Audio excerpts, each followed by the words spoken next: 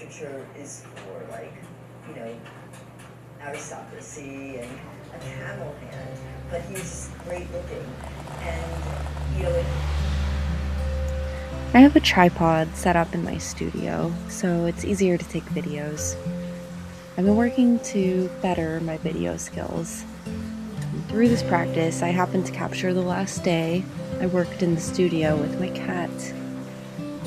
More on that in a moment, but on this day, I went through some of my older works and varnished them to prepare for photographing. I'm working on some features for my website, like an archive, which is actually live. I'm working on secret sketchbooks that you can stumble upon. So this day was kind of in support of that. And closing loops in general.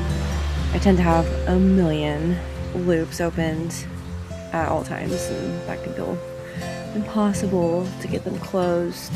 Like with things like varnish, it's not even like you can close the loop in one day, since it generally requires multiple layers and dry time. But progress like this is always rewarding.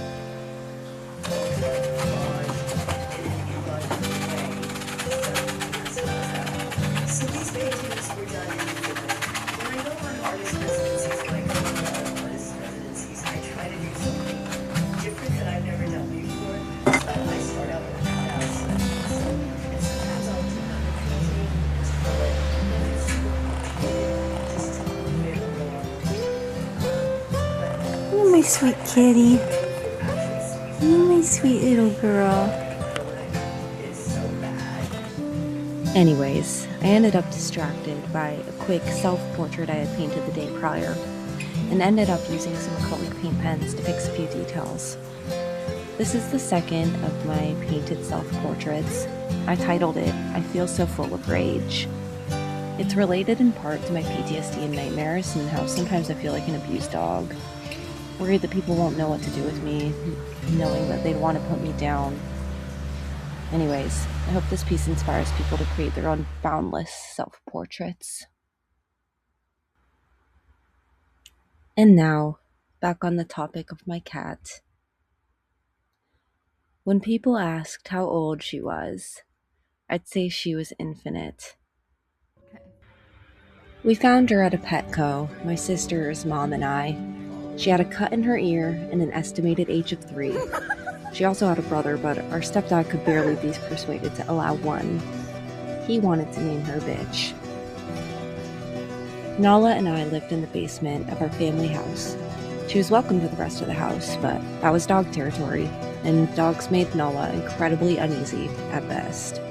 So when I moved out and my mom got a new dog, Nala retreated to the crawl space and basement walls. She turned to a more survival state of mind.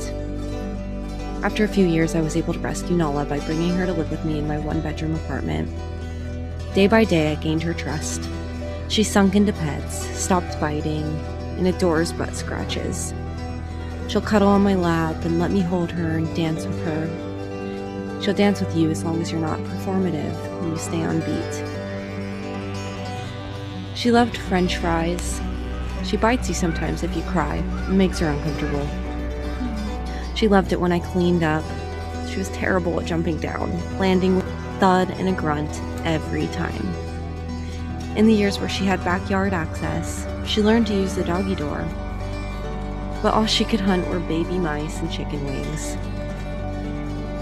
Nala loved music. She loved listening to me sing, but would lose interest if I lost the key. She responded with a hum to both her name and to meow meow. She was sassy and a great communicator. I'm pretty sure she could communicate telepathically. My sweet Nala. I'm grateful to have been there for her in her passing, and I'm confident she'll be a remarkable, energetic force in her new state. I miss my girl.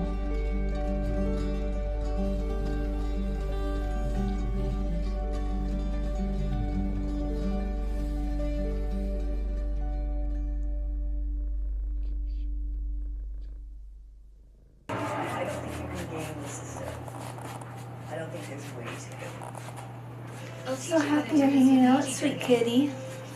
I love you. Here's how. Go to nijjourney.com and click